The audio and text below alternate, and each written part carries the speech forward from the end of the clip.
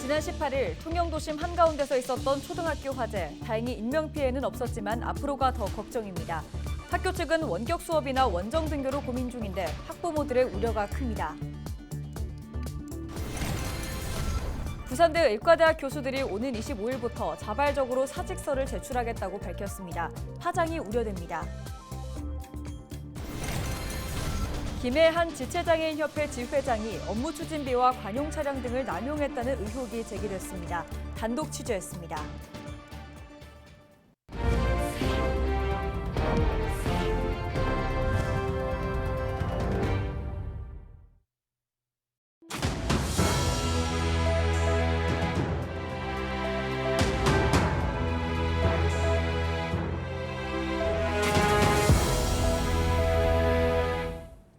시청자 여러분 안녕하십니까? 헬로티비 경남뉴스입니다. 지난 18일 통영도심 한가운데에서 있었던 초등학교 화재. 인명피해가 없어서 정말 다행이었죠. 학생들과 학부모 모두 가슴을 쓸어내렸는데요. 당국이 19일 오전 현장 감식을 벌인 가운데 학교는 임시 휴업에 들어갔습니다. 정상 수업은 언제쯤 가능할지 앞으로가 더 걱정입니다. 김수정 기자가 취재했습니다. 문을 연 지 10년이 채 되지 않은 학교. 한가운데가 시커멓게 타버렸습니다. 외벽은 종이장처럼 뜯겨나갔고 바닥은 잿더미로 가득합니다. 불이 난 건 지난 18일 오후 2시쯤 1,100여 명의 학생이 이날 등교했는데 다행히 큰 인명피해가 없었습니다. 19일부터 이틀간 통영 재석초등학교는 임시 휴업에 들어갔습니다. 하지만 피해 규모가 워낙 커서 복구까지 시간이 꽤 걸릴 것으로 예상됩니다. 전교생은 모두 1,100여 명. 현재 가까이 있는 다른 학교에서 긴급 돌봄 교실이 이뤄지고 있습니다. 문제는 앞으로입니다. 화재 원인을 찾기 위한 수사는 이제 막 시작됐습니다. 교실과 급식소 등 20곳 이상이 불에 타 학교에서 정상적인 수업을 하기는 당분간 어렵습니다. 학교 측은 고학년 원격 수업을, 저학년은 다른 학교에서 수업을 듣는 이른바 원정 등교를 고민 중입니다. 또 같은 부모된 마음에서 이야기해 주셔서 대단히 감사드리고, 코로나 시국에 아이들이 원격 수업한다고 정말 고생 많았는데 또 그만큼 우리 아이들이 노하우가 있는 걸로 알고 있습니다. 전국적으로 어디에도 있는 그런 상황이 아니기 때문에 학부모님들의 많은 양해를 부탁드리고. 학부모들의 걱정은 이만저만이 아닙니다. 코로나 사태 원격 수업의 어려움을 다시 겪어야 하는 데다 우려가 되죠. 왜냐하면 코로나 때 한참 원격 수업했잖아요. 그러다 보니까 애들이 생활 패턴이라든지 이런 게 달라지고, 맞벌이 부부들은 또 둬야 되니까 먹는 것부터 생활하는 것까지. 갑작스러운 대형 화재를 목격한 학생들의 정신적 피해도 우려했습니다. 애들이 셋 다 좀 빨리 충격에서 좀 벗어났으면 좋겠더라고요. 어제 많이 울었거든요. 학교를 자꾸 잃었다라고 자꾸 생각을 하는 것 같더라고요. 더 이상 학교를 못 가는 거 아닌지, 아이들 새 학기인데 친구들하고 친해져서 친구들 보고 싶은데 지금 학교를 못 가고 있으니까 좀 불안해하기도 하고. 이번 화재로 발생한 재산 피해는 소방서 추산 15억 원. 3월 새학기를 맞았지만 고작 2주 만에 학교를 잃어버린 학생들. 졸지에 아이를 챙겨봐야 하는 학부모들의 피해는 셀 수 없습니다. 헬로티비 뉴스 김수정입니다. 네, 앞서 전해드린 것처럼 학교에서 불이 났지만 학생들이 빠르게 대피하면서 다행히 큰 인명피해를 막을 수 있었습니다. 이처럼 실제 화재 사고가 발생했을 때 학생들에게 필요한 대피 요령을 알아봤습니다. 표영민 기자의 보도입니다. 지난 18일 발생한 통영의 한 초등학교 화재로 학생 안전에 대한 경각심이 높아지고 있습니다. 실제 화재가 발생했을 때 어떻게 대응해야 하는지 이곳 안전체험관에서 배워보겠습니다. 화재 비상벨이 울리고 순식간에 연기가 복도를 가득 메웁니다. 사람들은 한 손으로 코와 입을 막고 낮은 자세로 이동합니다.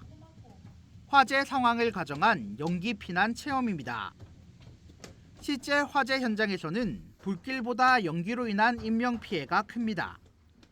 특히 많은 학생이 밀집해 있는 학교는 불을 끄는 것보다 연기가 퍼지기 전 대피하는 것이 중요합니다. 네, 다른 사람들에게 불이 났다는 사실을 신속하게 알려주고 선생님의 지시에 따라서 한 손으로는 코와 입을 젖은 수건으로 막은 상태로 나머지 반대 손으로 벽을 짚으며 방향을 잡고 신속하게 밖으로 대피하시면 되겠습니다. 학생들이 자신의 몸을 보호할 수 있는 능력을 기르는 것도 중요합니다.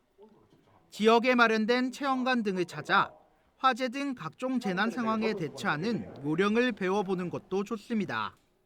안전체험관을 방문하셔서 화재안전, 생활안전, 교통안전, 응급처치 교육을 통해 초기 대응 능력 및 연기 탈출, 비난기구 활용 등을 체험해 볼 수 있는 기회를 가지시는 것도 좋을 것 같습니다. 전문가들은 무엇보다 사전에 화재를 예방하는 것이 최선이라고 말합니다. 학교는 평소 화재 대피 훈련과 안전교육 등을 생활화하고 소화전 등 소방기구를 수시로 점검해야 합니다. 헬로티비 뉴스 표영민입니다. 부산대 의대 교수들이 오는 25일부터 자발적으로 사직서를 제출하겠다고 밝혔습니다. 부산대 의과대학 교수협의회와 부산대병원, 양산 부산대병원 교수회는 19일 기자회견을 열고 18일 의대 교수 555명의 사직 여부를 조사한 결과 79.5%가 자발적 사직 의사를 밝혔다고 전했습니다. 또한 1년 만에 2,000명의 의사를 더 양성하는 것은 물리적으로 불가능하다며 정부의 증원하는 의학교육 체계를 후퇴시킬 것이라고 덧붙였습니다. 이어 교수들은 끝까지 환자의 곁을 지키고 싶어 한다며 정부가 조건 없는 토론에 나선다면 전공의와 학생들을 설득할 것이라고 설명했습니다. 창원 시내버스협의회와 노동조합 간 올해 임금 협상이 조기 타결됐습니다. 노사는 18일부터 시작된 경남지방노동위원회 제1차 특별조정을 통해 약 14시간 만인 19일 오전 6시쯤 임금 협상을 최종 타결했습니다. 합의 내용은 임금 4.48%와 월정액 무사고 3만 8천 원, 체력 단련비 3만 9천 원을 각각 인상하기로 했습니다. 창원 시내버스 노사의 조기 임금 협상 타결은 지난 2015년 이후 10년 만입니다. 올해 김해에서 열리는 3대 메가 이벤트를 앞두고 홍태용 김해시장이 시민들의 관심과 애정을 당부했습니다. 홍 시장은 18일 기자회견을 열고 올해 김해에서 펼쳐지는 양대체전과 한중일 문화교류의 장을 위해 행사 준비와 손님 맞이에 힘을 쏟고 있다고 설명했습니다. 그러면서 전국체전과 장애인체전, 한중일 동아시아 문화도시, 김해 방문회 등 3대 메가 이벤트를 통해 1,000만 관광객 유치를 목표로 하고 있다며 단합된 힘을 모아달라고 덧붙였습니다. 올해 전국체전은 오는 10월 11일부터 17일까지, 장애인체전은 10월 25일부터 30일까지 열리며 개폐막식이 열릴 김해 종합운동장의 현재 공정률은 85%입니다. 동아시아 문화도시는 4월 19일부터 수로왕릉 일원에서 첫 공식 개막 행사를 열고 메가 이벤트의 서막을 알립니다. 김해 한 지체장애인협회 지회장이 업무 추진비와 관용 차량 등을 사적으로 이용했다는 의혹이 제기됐습니다. 행사 보조금을 횡령했다는 의혹도 불거졌습니다. 권정숙 기자가 단독 보도합니다. 2017년 취임한 뒤 올해 세 번째 임기를 시작한 경남 지체장애인협회 김해시 지회장의 업무 추진비 내역입니다. 22년 3월부터 지난해 말까지 2년간 매달 50만 원이 통장으로 지급됐습니다. 어디에 사용됐는지 증빙은 제대로 되지 않았지만 지회장은 별다른 문제가 없다는 반응입니다. 업무 추진비를 내가 카드를 쓴다든지 이럴 경우에는 영수증이 이렇게 별도로 들어가야 되겠으면 저희는 카드를 쓰는 게 없고요. 증액으로 받기 때문에 이걸 별도로 영수증 청구는 지금까지 없거든요. 하지만 규정은 그렇지 않다는 게 내부 직원들의 이야기입니다. 업무 추진비는 현금을 받아서는 안 됩니다. 원래 법인카드 사용이 원칙이고 부득이하게 현금 지급이 이루어져야 한다면 지출 증빙 서류를 첨부해야죠. 현금으로 지급받으면서 영수증이나 증빙 서류 없이 가져가고 있습니다. 물론 법인카드 사용하는 거는 별도로 하고 있습니다. 관용 차량을 사적으로 이용했다는 주장도 제기됐습니다. 확인된 차량 이용 일지를 보면 밤 11시가 넘은 시간에도 사용됐고 자택 근처 외부에 주차된 모습도 목격됐습니다. 공적으로 하루 종일 거의 사무실 위에서 나와서 일하는데 그걸 개인적으로 하기 표현하기 그렇고. 그런데 그런 게 또 문제가 된다면은 다음부터는 뭐 주민 늦게라도 주차장에 다 갖다 놓고 퇴근하도록 하겠습니다. 지회 관용 차량은 석 대. 지회장의 차량 이용 일지는 제대로 작성되지 않았습니다. 기관 차량을 지체 회장이 사용하는 거 모르는 사람이 다 있나요? 다 압니다. 집회 행사 때도 오고 서울 갈 때도 들고 오고 밤에도 들고 오고 다 알면서 쉬쉬하는 거죠. 다들 안 다치려고 몸살이는 겁니다. 지체 회장으로부터 불이익을 받을까? 행사 부족은 횡령 의혹도 나왔습니다. 지난해 8월 열린 김해시 시장기 장애인 게이트볼 대회. 영상 속에 나온 사람들은 많지 않고 준비된 음식도 영상에 나오는 것이 전부입니다. 이날 행사에 참여한 인원은 300여 명. 지회장과 업체 관계자는 150명분 급식비와 기념품 비용을 추후 업체에서 후원받기로 협상한 것으로 알려졌습니다. 그러나 영수증에는 1인당 8,000원씩 450명의 비용이 지급됐습니다. 지난해 6월 경남 장애인 기능경기대회 식비 영수증도 비슷합니다. 당일 비가 오면서 오후 4시쯤 집으로 돌아갔다는 참가자들. 저녁 7시 31분쯤 결제된 영수증은 음식 사진과 함께 처리됐습니다. 그런데 이 사진 모두 이 식당을 방문한 다른 사람들이 블로그에 올린 사진입니다. 작년부터 지회 행사하면 옷을 준다고 해놓고 안 주더라고요. 또 식사 제공도 안 하고 김밥만 주고 뭐 간식이나 이런 거 주고. 회원들에게 돌아가야 되는 부분들을 실제로 지급하지 않고 허위로 서류를 작성하여서 실제로 지급한 것처럼 서류를 위조하여 시에다가 제출했습니다. 그동안 내부에 문제 제기가 수차례 있었지만 지난 11일 김해시 지도점검과 지난 13일 내부 점검에서야 처음으로 이런 내용들이 지적됐고 15일 열린 지회 총회에서 문제가 제기됐습니다. 하지만 이를 보는 지회장의 시선은 조금 달랐습니다. 그래서 내가 뭐 많이 받을 생각도 없고 제가 사업을 많이 해가지고 좀 수익이 창출되면 그때 더 받아가겠다고 그 설명의 의미는 있습니다. 1,200여 명의 지체장애인 정회원이 등록돼 있고 사업 운영, 임금, 인사 등 매년 60억 원이 넘는 예산을 운영하는 김해 지회장의 자리. 갖가지 의혹이 불거지면서 감사 필요성이 제기되고 있습니다. 해야 할 지체를 대표하는 회장인데 본인 사리 사용만 채우지 말고 회원들을 위해서 더 이상 불법적인 행위는 하지 말았으면 합니다. 헬로티비 뉴스 권정숙입니다.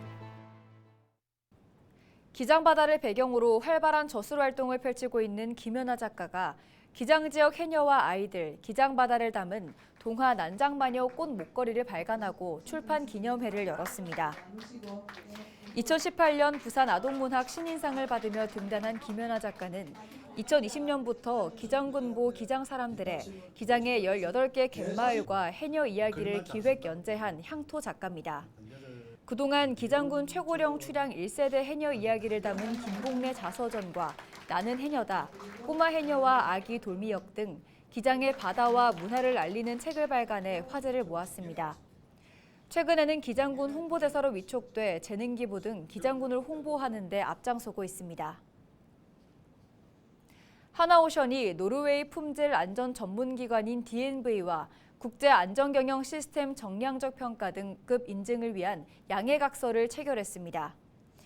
DNV는 3개월간 하나오션 전체 작업장에 대한 안전보건 관리 상태를 사전 점검하고 이를 수치화한 데이터를 제공할 예정입니다. 하나오션은 평가 결과를 바탕으로 향후 5년간 DNV와 안전보건 시스템 혁신을 위해 협력할 예정입니다. 또한 DNV로부터 국내 제조업계에서 가장 높은 수준의 국제안전경영 시스템 정량적 평가 등급 획득과 함께 무제해 사업장 기반 구축에 나설 계획입니다. 2024년 1월 1일 기준 부산의 평균 공동주택 공시가격이 지난해보다 하락했습니다.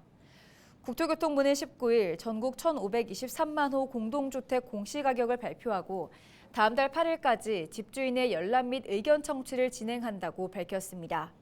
전국 평균 공동주택 공시가격은 지난해보다 1.52% 상승했지만 부산은 2.89% 떨어진 것으로 나타났습니다. 부산에서 공동주택 공시가격이 가장 높은 곳은 LCT, 전용면적 244.62제곱미터로 70억 3,100만 원이었습니다. 이상으로 뉴스를 마칩니다. 함께해 주신 여러분 고맙습니다.